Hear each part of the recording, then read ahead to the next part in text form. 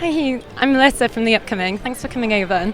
You know, the film is so fun. There's really elements of humour to it. I just wanted to know what it was like on set and if you had like a favourite moment.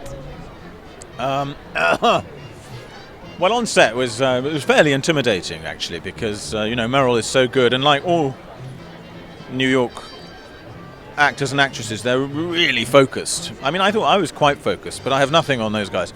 So it was pretty intense, but in a good way. I mean, I think it makes you better.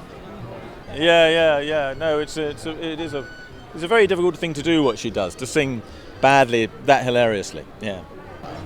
Oddly enough, she's a terrible singer, but she was a concert standard pianist as a young woman, and it's only after she got ill and lost the use of one hand that she couldn't continue her career. She played for the President of the United States as a pianist, so she is a musical person, and it's her whole life. And she says at one point in the film, if given a choice between music and food, we choose music. I think that's what she says, but I've forgotten. It sounds something like that. Well, attempting to act with Meryl Streep is obviously very intimidating. It's like suddenly being on a football field with Lionel Messi. It's half a nightmare and half a good dream. But she was very nice to me, and it is a treat. It's a treat to watch someone be that good.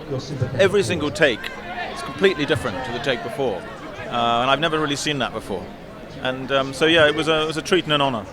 And then Stephen Frears. I've always loved Stephen's films, and I've loved him as a man. I know him socially a bit, and he's a big supporter of us at Hacked Off. So I don't know. He's been saying to me for years, we should do a film. And I've always said, I don't think so, Stephen. I think I've put show business behind me. But then this script was just so interesting, funny. I felt I had to. Well, I didn't really want to do any more acting at all. It was Stephen Frears, who I greatly admire. And the script was both funny and touching. And Meryl Streep was in it. And it was a very good part for me, actually.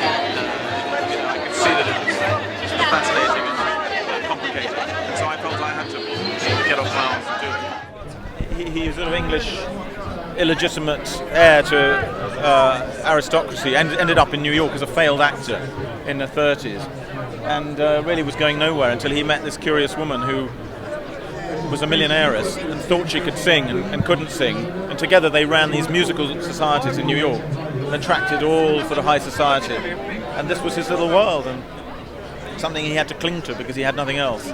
And so in this film you see him very supportive of her.